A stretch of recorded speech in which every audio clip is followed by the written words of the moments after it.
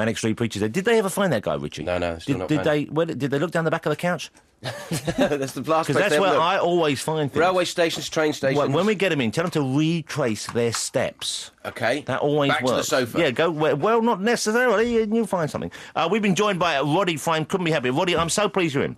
Me too. But I've been a fan of yours for many, many years, but I thought you were one of these curmudgeonly, miserable blokes. And you came in, I'm so pleasantly surprised. He's come in with a smile on his face, guitar in his hand. Thank heavens. Yeah. I thought you were one of these mad, tortured artists. Really? Well, because of the records? I don't know, I guess so. You know what? I thought the same thing as well. You must be one of these people that people think is going to be, because you are tremendously talented, okay? I'm not saying this for any other reason than it being a fact, and it's acknowledged. Very nice, yeah. You've had hit singles and everything. But I thought you were one of these guys who's going to come, we better pussyfoot around here and be, how you doing, everything okay? But no, he came straight in, the smile on his face, guitar in his hand, easy-going fella. Yeah. Well done. It makes our life a lot easier. It does. So you get some people coming in, they're in a funny mood. Anyway, I tell you what I loved is when you were on the Postcard label years ago. I don't know how many people bought the Postcard stuff on vinyl. This was when stuff still came out on vinyl. They were the golden years. Yeah. And the postcard, they used to have these weird designs, and they had all kind of like little fold-out bits, and you actually got postcards with it. Now, whose idea was that? Were you involved on the idea level, was it? It was mainly down to a guy called Alan Horn, and Edwin Collins, who people will know from Orange Juice and all that. He ran this label with him in Glasgow, and it was all run from Alan Horn's wardrobe, basically. He had the counts in one drawer, and his socks in another drawer, and like sleeve designs in the third drawer down, and all that. And a woman called Krisha Kaminsky did all these really camp little drawings of boys in kilts and stuff. But it's a wonderful label. It was a great label. It was kind of Scotland's answer to Factory Records and things like that. Do you miss those days? I mean, was it fun being part of something which seemed like a movement? It was, yeah, and it really felt that way while it was happening. I think a lot of these things are kind of, kind of manufactured.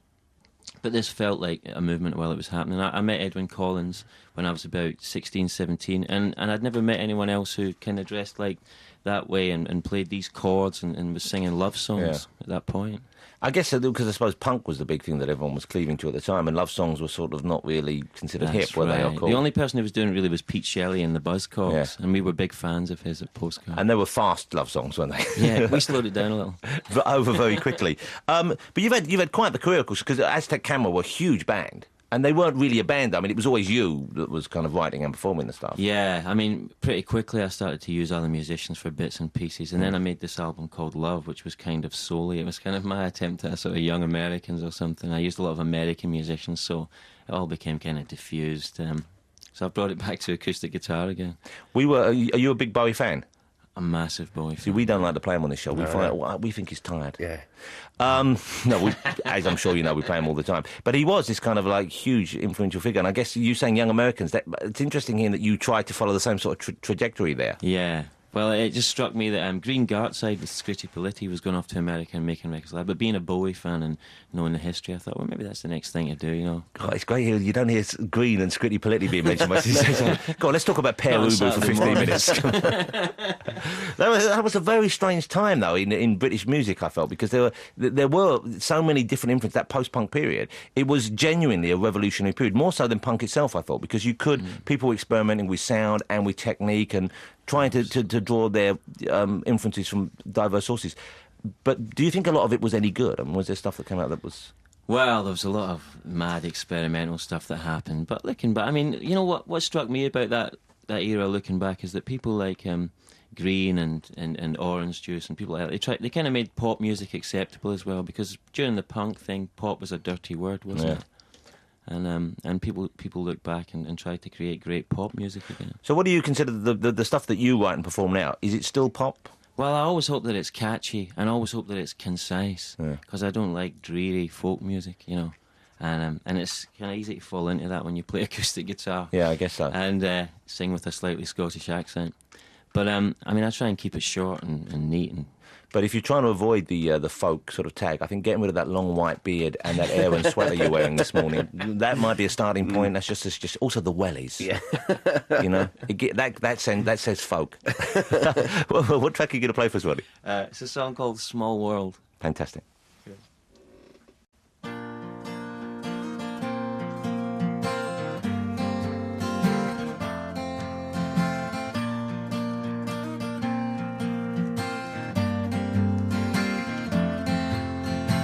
Laser guns are set to stun, sabers interlace, try to numb the one who shuns the world for inner space, and nothing comes between the sadness and the scream, exploding rooms of pain dematerialize again, and go-go bars filled with showbiz stars on Fridays set aflame, with crashing cars, sunburst guitars, amphetamines and fame, and crawling from the smash, aliens all slain. A beam of light then a flash lifts you up to where you know that you can choose to never have to feel that way again. Rushing through the stars, captivated by the worlds beyond, so far unknown, floating in a car past the gates of mustdestroy.com. You aren't alone, it's a small world and you've grown.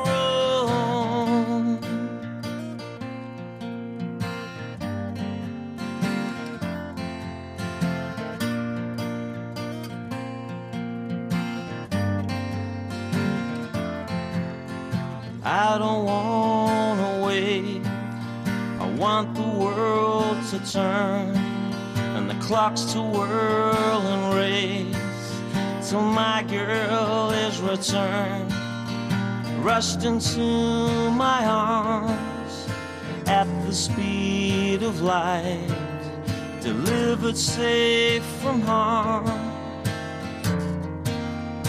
knowing that she'll never have to feel that the night is hers alone. Rushing through the stars, captivated by the worlds beyond, so far unknown, floating in a car past the gates of mustdestroy.com. You aren't alone, rushing through the stars, captivated by the worlds beyond, so far unknown, floating in a car past the gates of mustdestroy.com. You aren't alone, it's a small world and you've grown.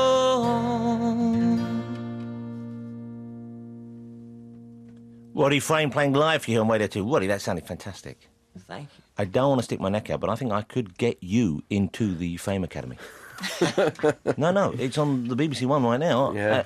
I think I could get you in there. Really? And you get like a mincemeat of me to Well, be no, you get a record contract.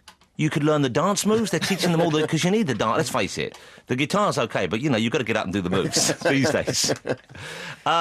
You know what? I just realised because I was doing some maths there while you were doing that, because you were born in '64, so that means crucially you're still in your 30s.